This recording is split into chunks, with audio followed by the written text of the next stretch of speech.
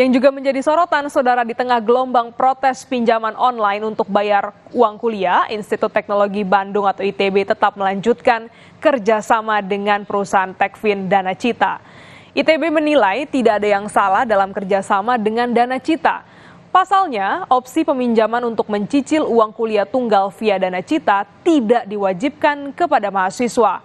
Opsi cicilan pinjol hanya untuk mahasiswa tertentu yang kebanyakan menempuh program pasca sarjana. Mahasiswa S1 yang tergolong kurang mampu tidak akan diloloskan dalam pengajuan dana.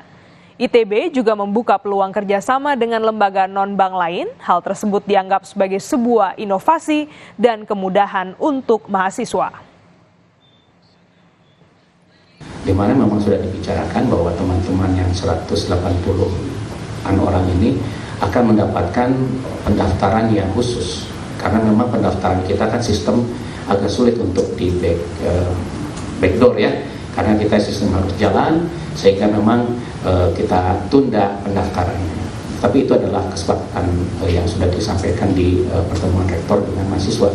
Dan istilah kemarin permintaan mahasiswa terkait dengan istilahnya pinjol ya, itu sudah tidak ada lagi. Kenapa kami juga bekerja sama dengan Dana Cita? Ya, ini satu, kami melihat ada pasar yang mungkin dibutuhkan ya untuk mahasiswa dan orang tua di ITB untuk bisa menggunakan tersebut ya.